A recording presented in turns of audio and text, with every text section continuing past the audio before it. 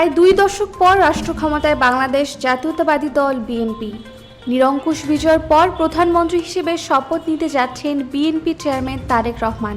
এখন প্রশ্ন, নতুন প্রধানমন্ত্রী থাকবেন কোথায়?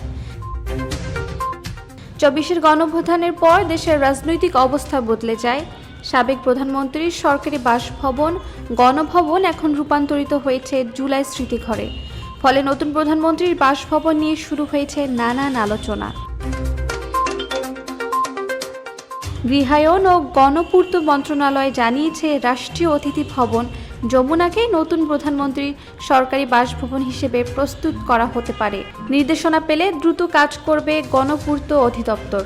যমুনা সুরক্ষিত রয়েছে, নির্দেশনা পেলে খুব দ্রুততম সময়ের মধ্যে এটিকে প্রধানমন্ত্রীর বাসভবন হিসেবে প্রস্তুত করা সম্ভব।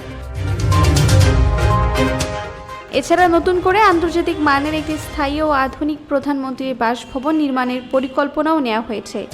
নিরাপত্তা, প্রশাসনিক সুবিধা, প্রোটোকল ব্যবস্থাকেও গুরুত্ব দিয়ে প্রাথমিক পরিকল্পনা প্রস্তুত করা হয়েছে।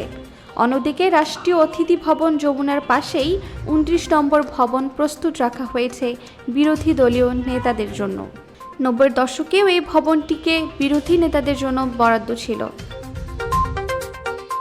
বর্তমানে তারেক রহমান 196 নম্বরের বাসায় অবস্থান করছেন। দায়িত্ব নেওয়ার পর তিনি থাকবেন নাকি অন্যত্র যাবেন তা নির্ভর করবে তার চূড়ান্ত সিদ্ধান্তের উপর। মঙ্গলবার শপথ গ্রহণের মধ্য দিয়ে শুরু হবে এক নতুন অধ্যায়।